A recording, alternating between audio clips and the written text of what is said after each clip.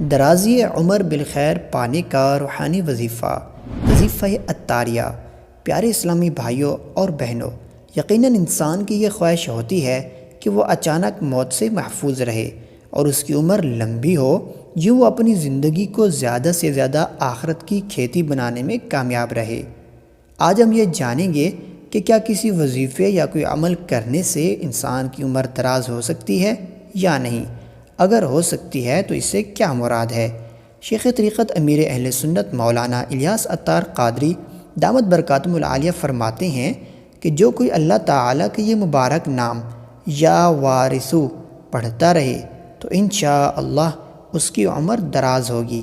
ناظرین، اس تعلق سے بزرگان دین اور علماء کرام یہ بیان فرماتے ہیں کہ کوئی وظیفہ یا کوئی عمل کرنے سے انسان کی عمر دراز ہو، ایسا ممکن ہے کیونکہ احادیث مبارکہ میں کچھ ایسے اعمال آئے ہیں کہ جن کی فضیلت میں درازی عمر کا بیان آیا ہے، جیسے رشتہ داروں سے اچھا سلوک کرنے والے کی عمر دراز ہوتی ہے کہ عمر دراز ہونے کے مختلف معنی ہو سکتے ہیں۔